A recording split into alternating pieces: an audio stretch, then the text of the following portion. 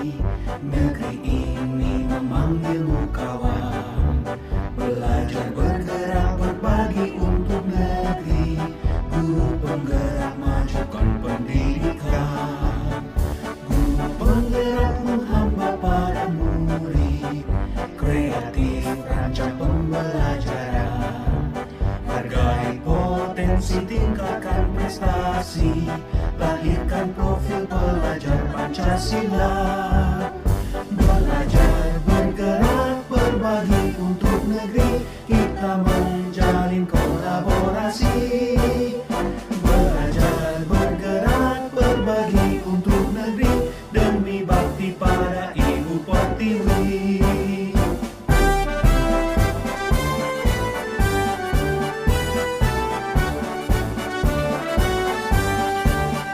Bulatkan tekad, kuatkan hati, negeri ini memanggilmu kawan. Belajar bergerak berbagi untuk negeri, guru penggerak majukan pendidikan, guru penggerak menghamba pada murid. Kreatif rancang pembelajaran, hargai potensi, tingkatkan prestasi, lahirkan profil pelajar Pancasila. Belajar bergerak berbagi untuk negeri, kita menjalin kolaborasi. Belajar bergerak berbagi untuk negeri, demi bakti pada Ibu Pertiwi. Belajar bergerak berbagi untuk negeri, kita menjalin kolaborasi. Belajar bergerak berbagi untuk negeri, demi bakti pada Ibu Pertiwi. Demi bakti pada Ibu Pertiwi.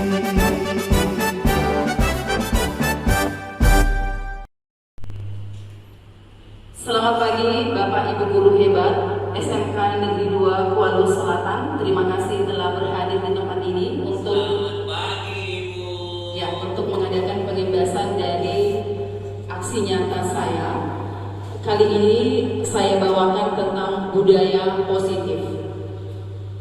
Baiklah Bapak Ibu Guru hebat, kita lihat yang pertama adalah budaya positif. Sebenarnya apa sih budaya positif ini? Bersama saya, Agus Sartika Silaban, calon guru penggerak Angkatan 5, Kabupaten Labuhan Batu Utara. Kita berangkat dari pengertian Bapak Ibu. Budaya positif ini bukan diartikan sebagai kebudayaan, tetapi budaya positif ini adalah merupakan perwujudan dari nilai-nilai ataupun keyakinan universal yang diterapkan di sekolah. Budaya positif ini diawali dengan perubahan paradigma tentang teori kontrol. Bapak Ibu guru hebat yang selama ini mungkin kita mengira bahwasanya guru itu merasa berkewajiban sebagai mengontrol perilaku siswa agar memiliki perilaku yang sesuai dengan yang diharapkan oleh guru. Seperti itu ya Bapak Ibu. Adapun yang melatar belakangi kenapa budaya positif ini harus diundaskan, yang pertama adalah kita lihat yang pertama adanya krisis karakter yang berasal dari si murid.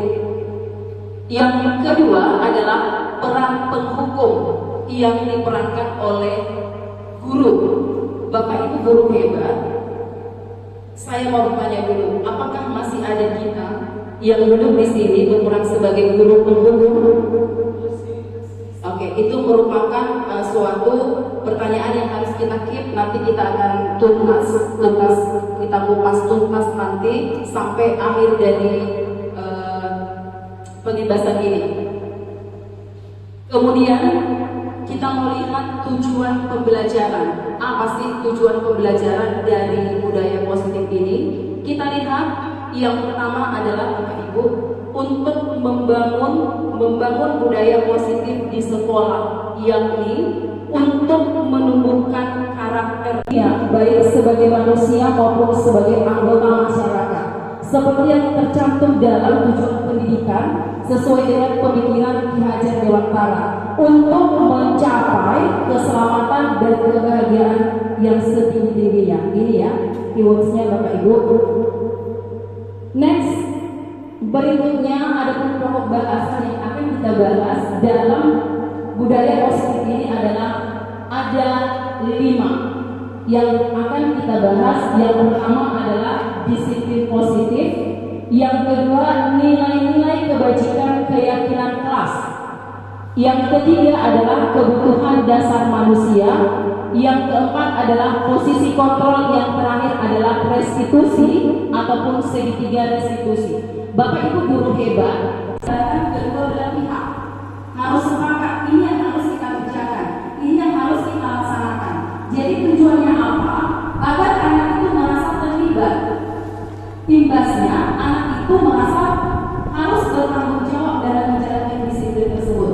Nah, ini merupakan sebuah suatu kesatuan yang tidak terlepas.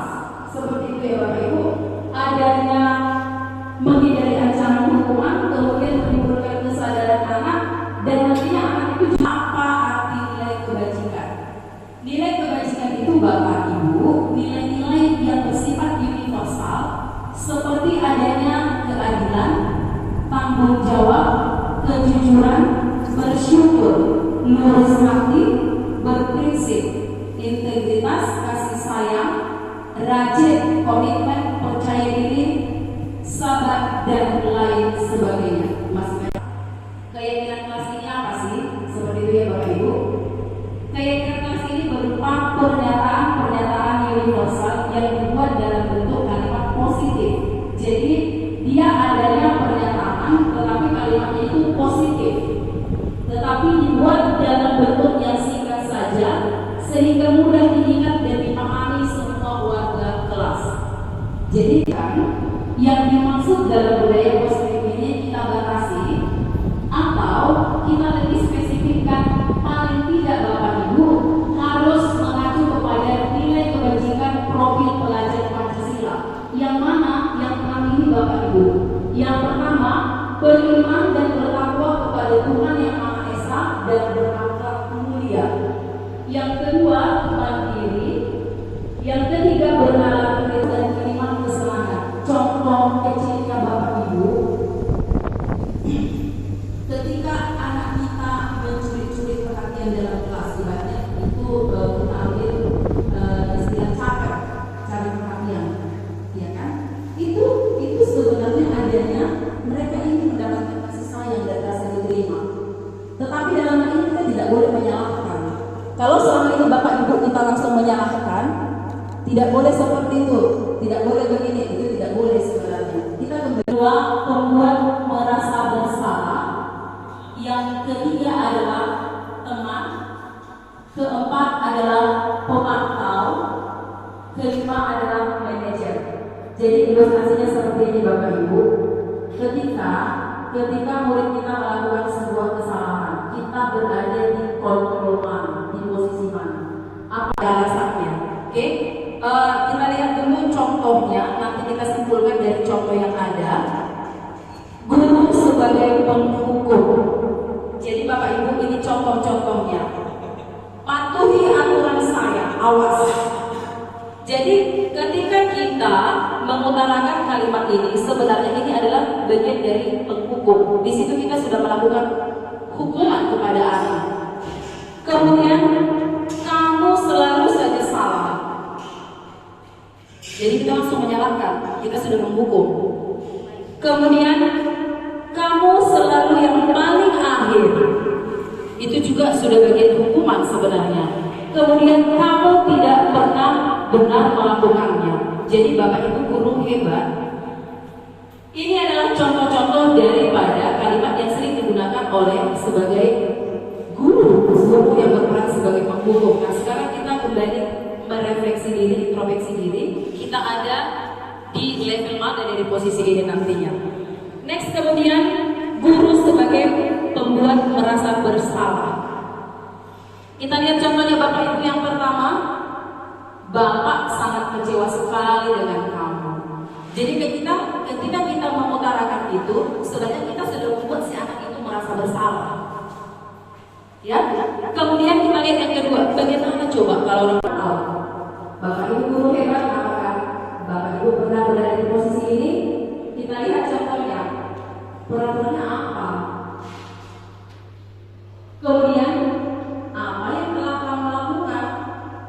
Bagaimana Bapak Ibu kita lihat yang kelima, segitiga restitusi. Segitiga restitusi coba kita lihat ini yang dipegang oleh Ibu guru.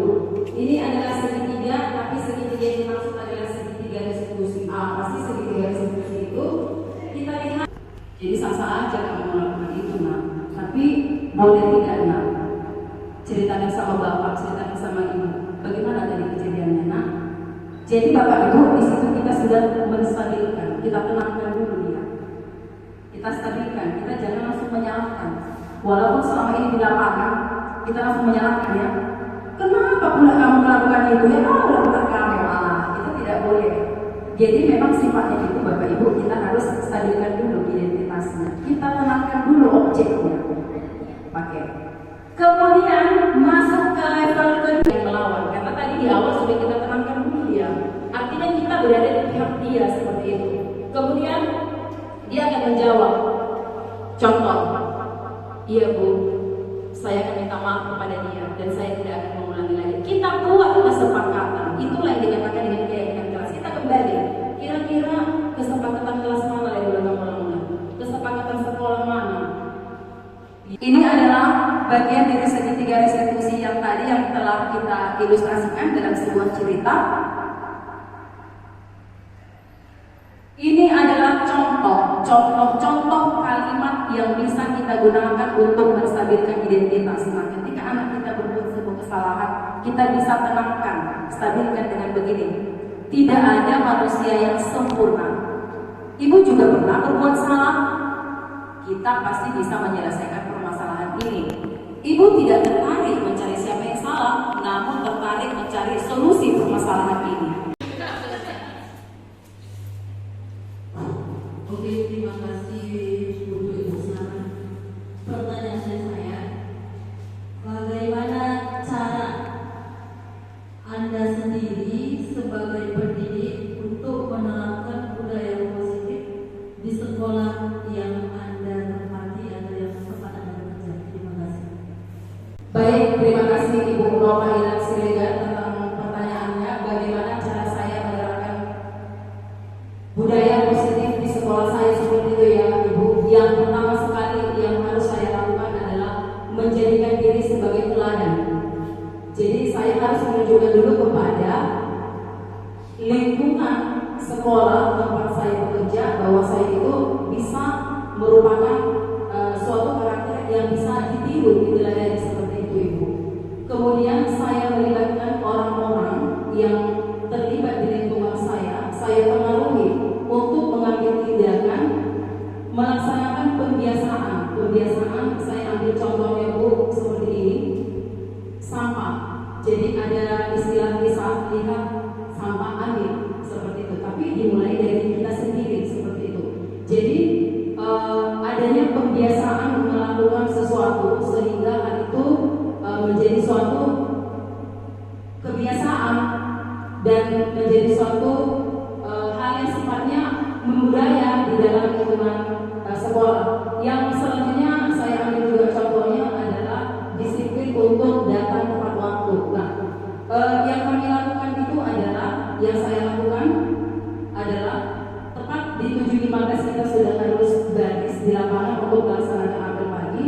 7.15 gerbang harus ditutup. Ini juga merupakan dari budaya positif saya kira untuk memberikan contoh kepada anak. Contoh yang tegas artinya 7.15 memang harus sudah berada di lingkungan sekolah dan sudah harus berbaris di lapangan. Jadi saya kira seperti itu contohnya Ibu Nova. Terima kasih. Terima kasih kesempatan yang diberikan kepada saya. Saya akan memberikan sebuah pertanyaan bahwasanya saya selama menjadi guru ini adalah salah satu hal yang selalu saya sampaikan kepada siswa saya dalam kelas.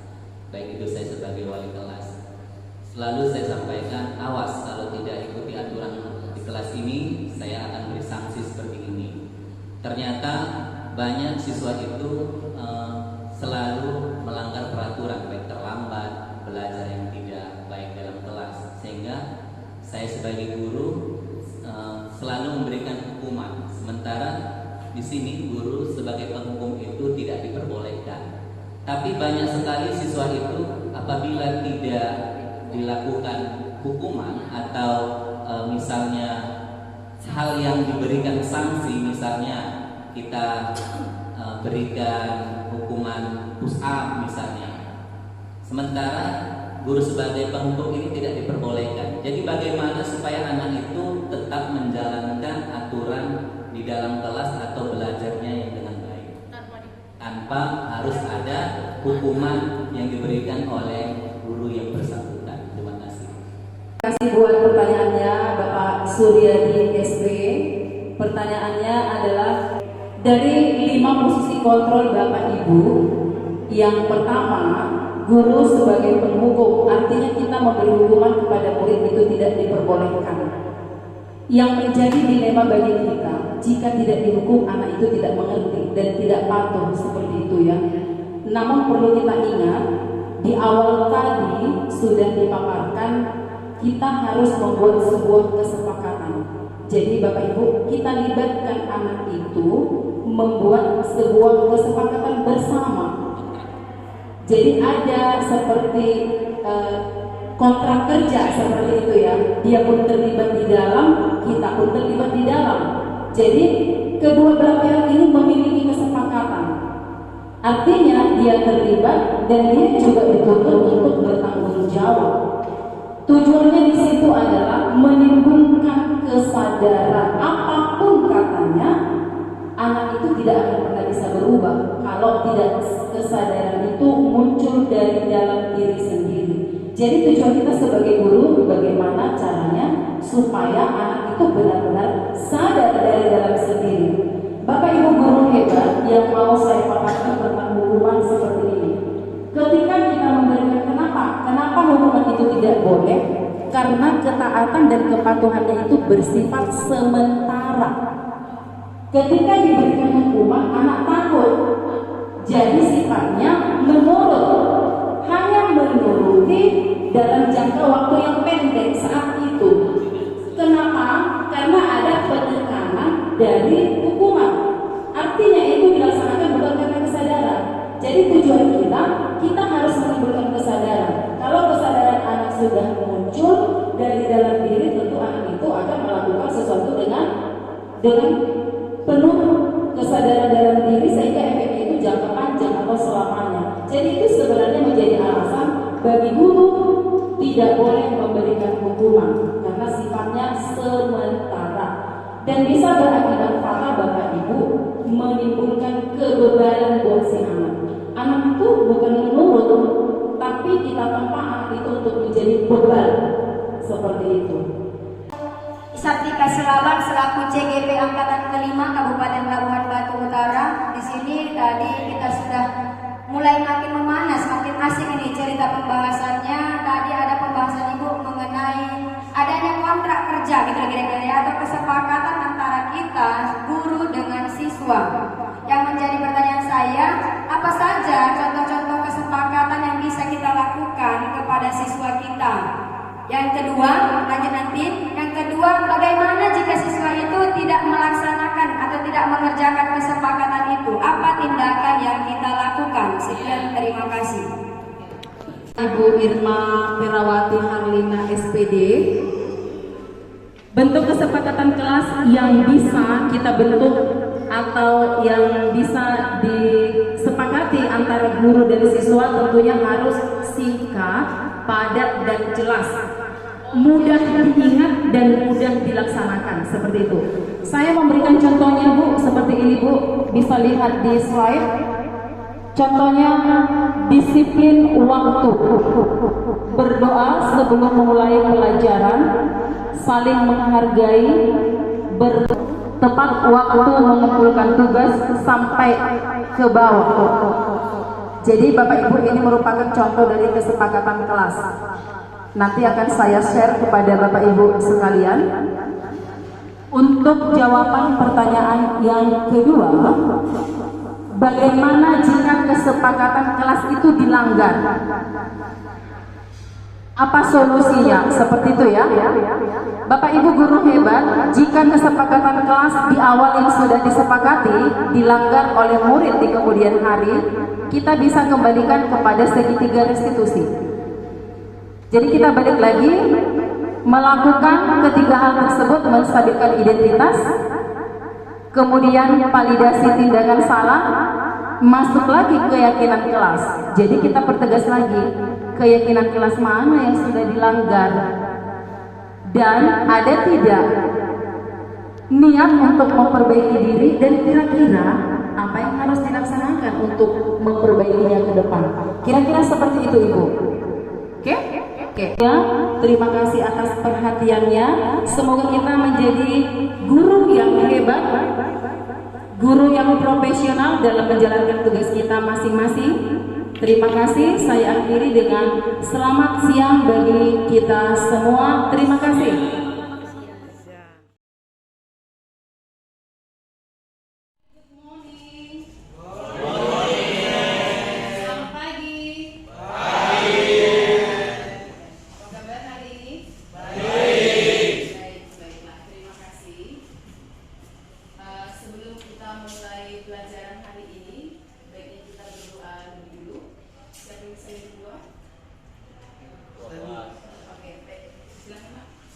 Sebelum memulai pelajaran, marilah kita berdoa menurut kepercayaan kita masing-masing. Doa dimulai.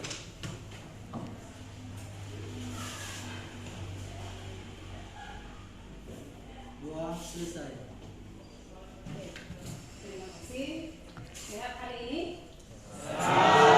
Oke, baiklah anak-anak, sebelum kita memulai kelas kita hari ini, ada baiknya kita buat dulu sebuah kesepakatan, bukan peraturan, tapi kesepakatan.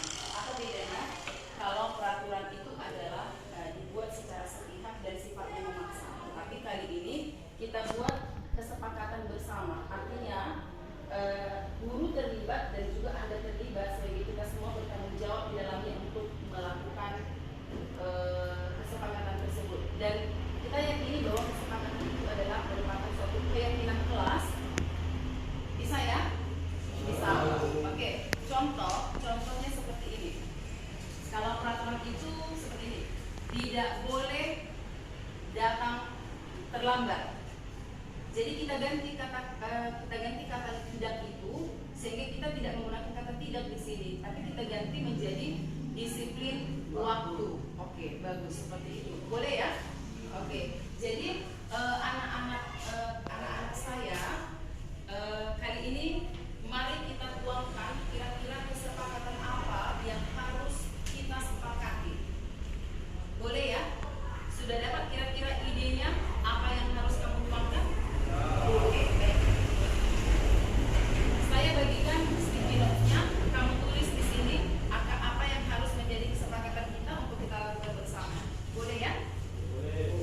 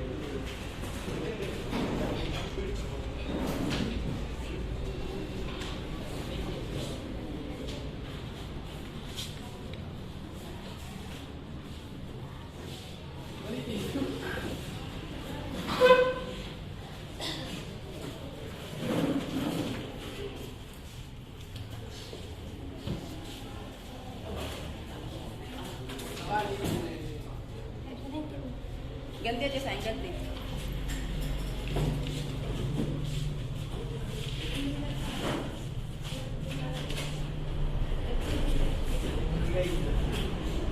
Di bawahnya sayang, di bawahnya boleh. Iya. Berikutnya, kalau ada yang salah boleh juga.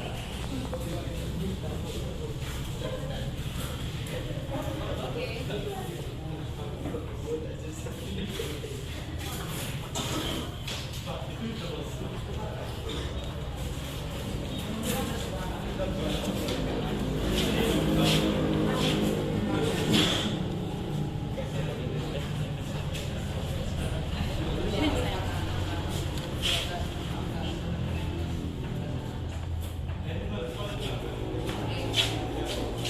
Di bawah aja ya. Ada lagi.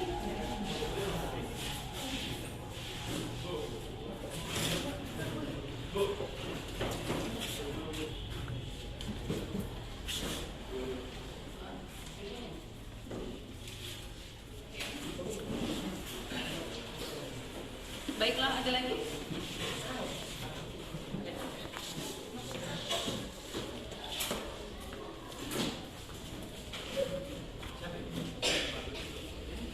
Di bawah. Nggak ada ya? Ada lagi kan?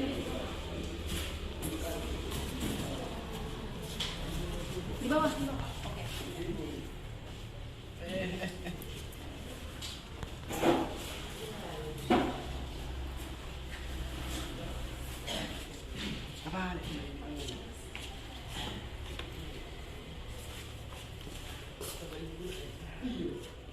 Tiga, coba.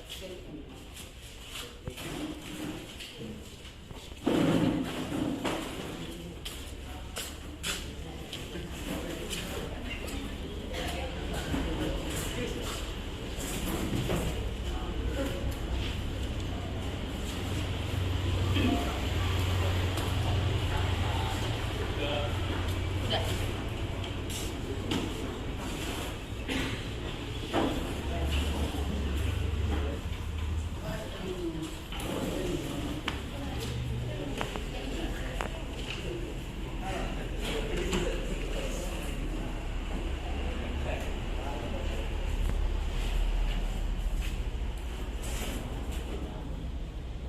Ada lagi? Habis? Oke, baik.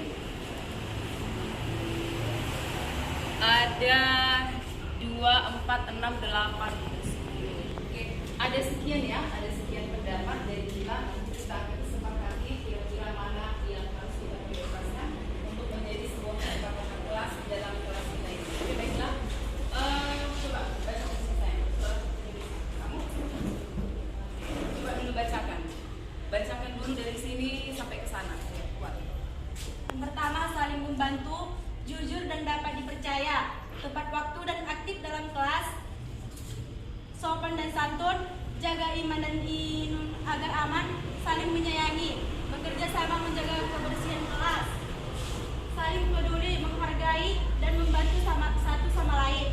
Biasakan menggunakan tolong dan terima kasih, disiplin waktu, saling menghargai, berkata sopan, mengambil keputusan dengan musyawarah, aktif dalam proses pembelajaran, menyelesaikan tugas dengan baik, disiplin waktu, kalau keluar minta izin. Biasakan menggunakan kata tolong dan terima kasih, aktif dalam proses pembelajaran, saling menghargai, peduli, budidaya membaca, saling membantu. Oke, terima kasih.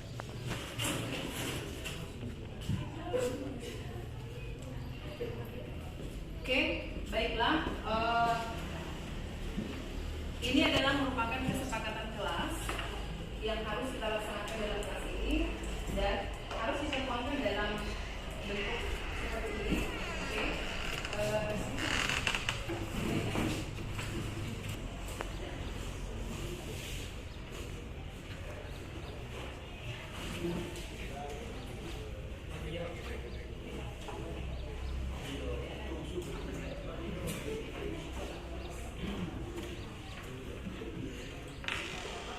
Dari tadi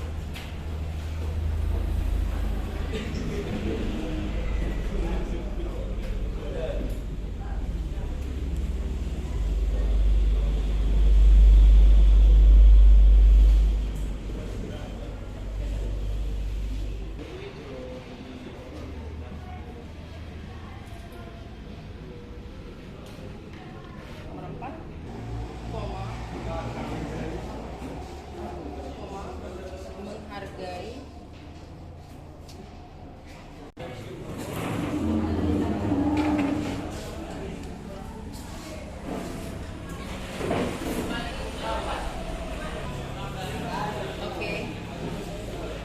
Oke, bawa kemarin.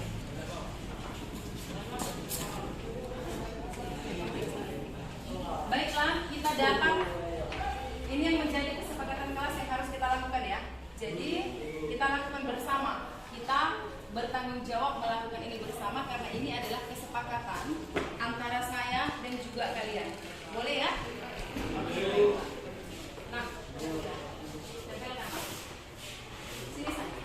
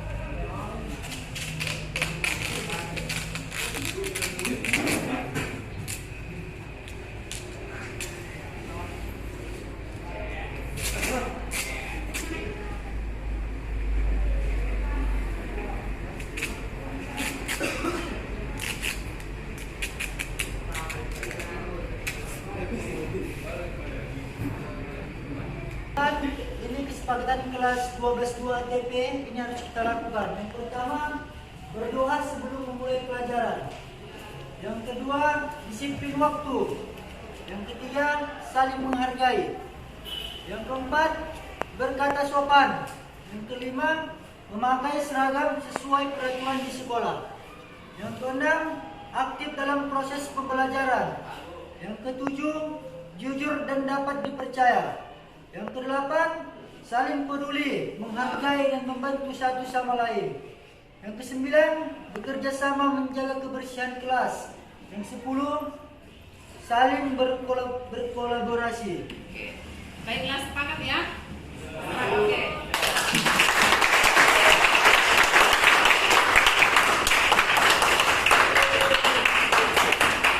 Baiklah, terima kasih.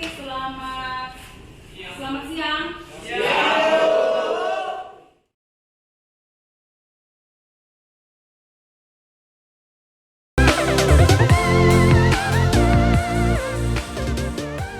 Pagi Bu. Silakan, Bro. Baik, Devi. Kamu tahu kenapa ibu memanggil kamu kemari? Saya tahu Bu. Karena saya berkelahi dengan teman saya yang bernama Subandri dalam permainan sepak bola Bu. Oke, kamu berantem dengan temanmu sewaktu bermain sepak bola ya? Benar. Oke, baiklah. Ibu juga pernah mengalami hal demikian. Sewaktu ibu semasa SMA seperti kamu ini, ibu juga pernah berantem dengan teman ibu. Dan orang lain juga mungkin pernah melakukan kesalahan seperti ini, sah-sah aja. Mungkin kamu punya alasan tersendiri kenapa kamu melakukannya, bukan? Benar Bu. Oke, baik. Boleh kamu jelaskan kepada ibu Boleh. bagaimana kejadian yang sebenarnya? Boleh Bu. Iya. Jadi begini ceritanya Bu. Saya dan teman saya sedang bermain bola dan saya geram dengan tindakan bermain bola dan saya emosi dan saya menjegal kaki teman saya dan menarik bajunya. Jadi begini ceritanya Bu. Yakin hanya seperti itu? Benar Bu. Tidak ada yang lain? Tidak Bu. Ibu mau menegaskan seperti ini. Kalaulah tadi kamu sangat emosi, kamu tidak bisa mengendalikan emosimu, mungkin kejadian yang lebih parah akan terjadi. Mungkin akan terjadi luka, atau terjadi pukul memukul seperti itu ya Rivi. Untung saja kamu tidak melakukan itu ya. Iya, Bu. Oke. Nah sekarang ibu mau tanya sama kamu, apakah tindakan kamu ini salah? Salah, Bu. Oke, baik. Kamu sudah mengakui bahwa ini adalah tindakan yang salah. Kira-kira Rivi, kesepakatan kelas mana yang sudah kamu langgar ini Rivi? Saya tidak menghargai orang lain dan saya tidak mengasih sayangi sesama teman saya dan saya tidak sportivitas dalam bermain sepak bola. Oke, baik. Kamu ingin memperbaikinya? Saya ingin memperbaikinya, Bu. Oke, terima kasih. Kira-kira Rivi, apa tindakanmu untuk memperbaiki situasi ini ke depannya? Saya ingin bertemu dengan dia dan saya ingin meminta maaf dan saya berjanji tidak akan mengulangi kejadian tersebut dan saya akan bermain sportivitas, menghargai orang lain, kasih sayang sesama teman. Oke, baik. Benar ya? Benar, Bu. Oke, baik. Kalau seperti itu, berubah kamu, kontrol emosimu, tetap semangat melakukan yang baik ya Rivi. Iya, Bu. Oke, baiklah. Kalau seperti itu, terima kasih. Silakan.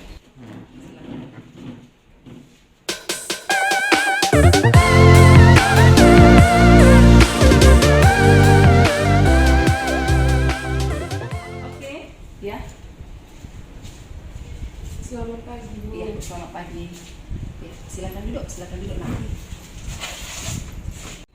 Kamu tahu kenapa ibu memanggil kamu kemari? Iya, tahu, Bu. Kenapa Penny? Karena menyontek pas ujian IPA, Bu. Iya, dari ruangan 1 tadi pengawas melapor kepada ibu bahwasanya di sana terjadi pencontekan atas nama Penny. Iya.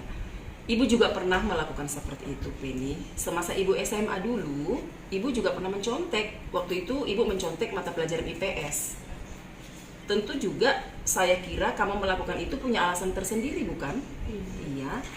Coba kamu jelaskan bagaimana kejadiannya. Iya, Bu. Seperti ini kejadiannya, Bu. Kan kemarin ujian, saya di situ, Bu, tidak belajar di rumah, Bu. Jadi saya tidak tahu jawabannya. Jadi saya membawa buku.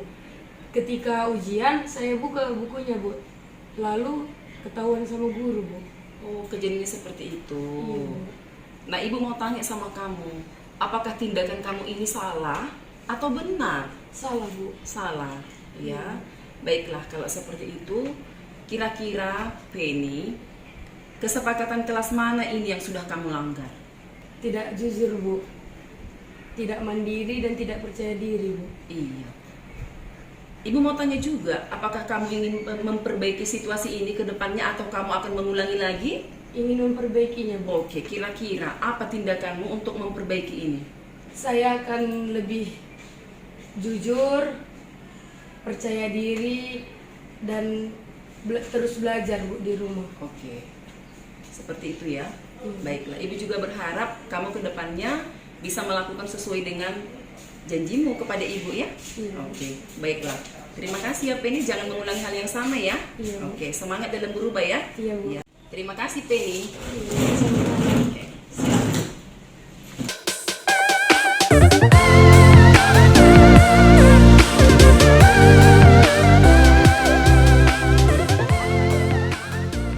Saya merasa bahagia dan senang karena saya melakukan kesalahan, tetapi saya tidak langsung sudutkan atau disalahkan. Saya diberi kesempatan untuk menjelaskan kronologi kejadian yang saya lakukan dan alasan mengapa saya melakukannya. Dan setelah saya jelaskan, saya merasa sadar bahwa kesalahan saya itu sangat tidak baik dan saya berjanji tidak akan mengulangi kesalahan yang sama. Terima kasih, Bu. Saya merasa senang dan bahagia karena saya tidak langsung disalahkan, tetapi saya diberi kesempatan untuk memberikan alasan kenapa saya melakukan tindakan tersebut. Dan saya sadar dari diri saya sendiri bahwa itu salah dan saya tidak akan mengulangi kesalahan yang sama. Terima kasih, Bu.